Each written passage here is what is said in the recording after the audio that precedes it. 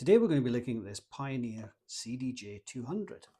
Now there's a bit of a story with this unit, and I'll tell you that as we're taking it apart. Now originally when I got the unit it had a power fault. It wouldn't power up at all, and I managed to get that fixed, but then we got an issue with the CD, and every time you put a CD in it wouldn't read it and it would just come up with an error. So that was fine. I tracked that down to the laser mechanism being faulty, so I went and ordered a new mechanism. Took me a while to find it, but I eventually got one. And I went to edit that piece of footage that I'd taken, and for some reason, because it was a few weeks later, the footage had completely disappeared, which was quite annoying.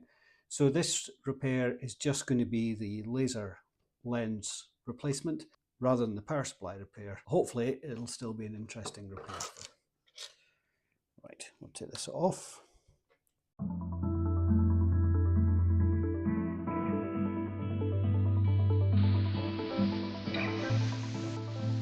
Right, now if I remember rightly, I think I need to take this one out. That one moves over there, and then we get access to this, don't we? So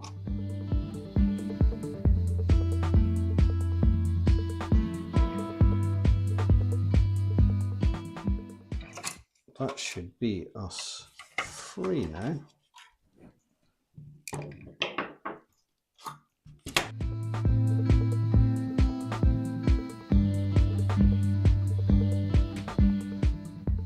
So the next bit is to remove this metal plate. Now as I recall, there's 4 little clips that need to be moved out of the way, and it should lift up.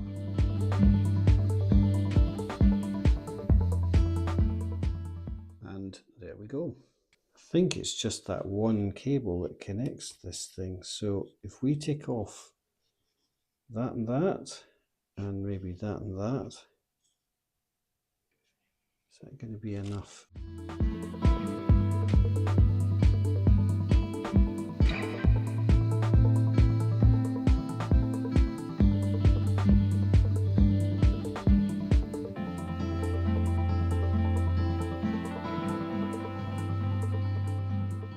So on the laser units, there's usually one or more of these solder blobs that you have to remove for it to work. On this one, camera will focus, they are not there.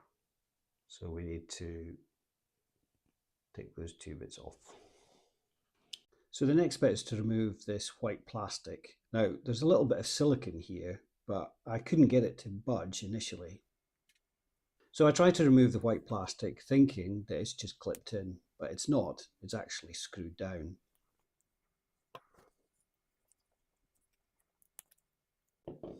I have to be careful not to break this, because this is very much needed. And the little metal guide has some of this silicone on it as well. I put some IPA on it, and lo and behold, there's a screw underneath. So I'll try this on the white plastic as well. Okay, that bit then comes off. So this is the plastic has been moved across to the new unit along with the metal guide.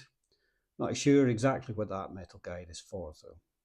We should probably do this now as well. We just need to remove the little bits of solder from there. And then we're going to get this fitted back up, and hopefully that should be it. So these 2 are the ones we need to remove.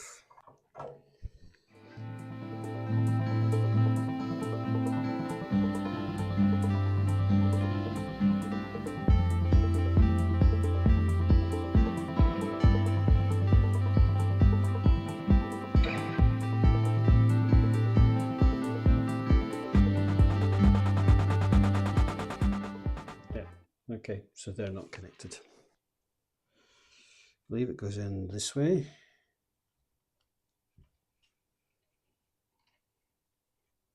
So it actually has to go through there and there on this side. Put that in there like that.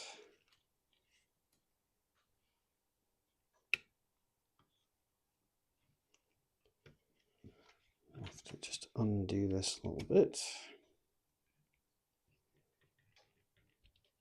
And that's that side. Now this one.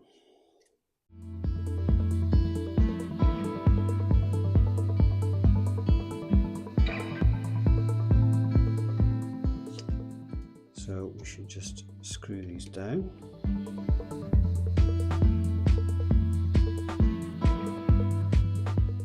I think that's it. So I've put these together. Now I kind of wanted to show you how this sits in there because it's quite interesting. And because I can't get the camera into there, I'm going to use this to show you what's going on. Now, it's quite a...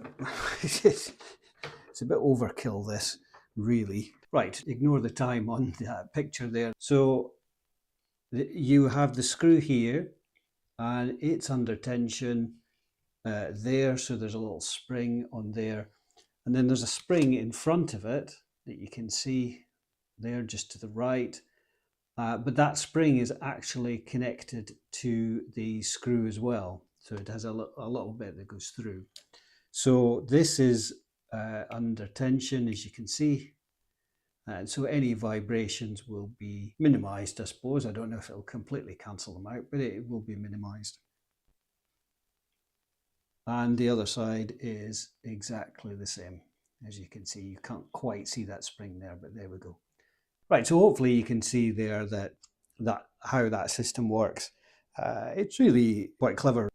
The other thing I wanted to point out, and I'll just zoom in for this one, is they have 4 of these things. Now these are for kind of like anti-vibration type things.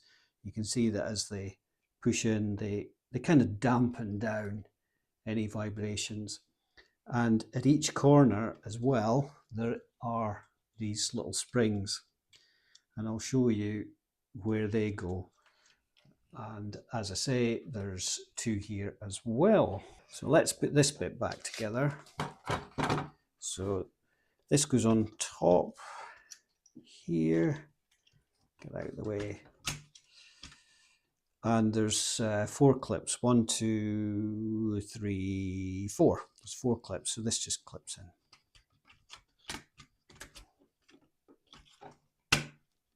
2, 3, 4. Right. So it's really clever. It's really easy to get into as well, which is, for doing this kind of work, it's really handy. Now, when you put this in here, you'll see that there's, I wonder if that's easy enough to see. There's these little bits that each of these kind of dampers, that's what I'm going to call them, fits into. So let's put this one in and tighten up. Now this bit here gets a little bit tricky because you got to fit all of these dampers in. That gives it kind of left to right dampening. But for up and down, we've actually got to get these springs.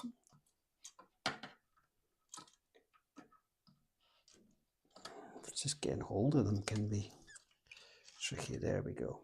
And then actually just use my fingers.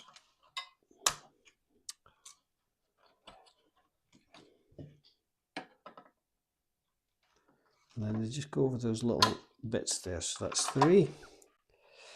Now this is the most awkward one because there's so many cables and stuff. I like when companies put a little bit of thought into these things. There. Right. Let's zoom out again. So we've got the 4 springs on and we've got all the dampers in.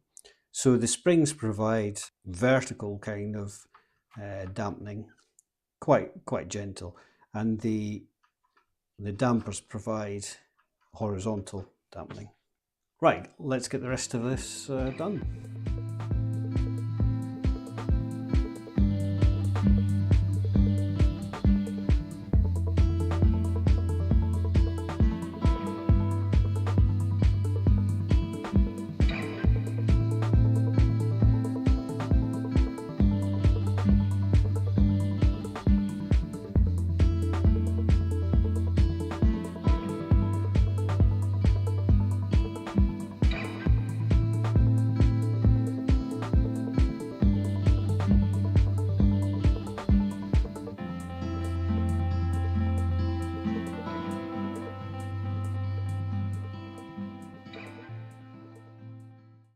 E-8301 CDJ200 back together again. Let's get it hooked up and let's test it. Got it all plugged in, I've got the audio going out, and I've got some headphones there, so let's give this a try. Right, no disc, so I've got a disc here of some YouTube music. And let's hope. Let's read it. Yeah, there we go. And it's working. Fantastic. So that new laser mechanism did the trick. Okay, let's play this. I'm not really sure what all these functions do, but as long as it plays and we can adjust the tempo and things like that, then I'll be pretty happy. So let's see what we can do and play. Okay, so it's a little bit quiet.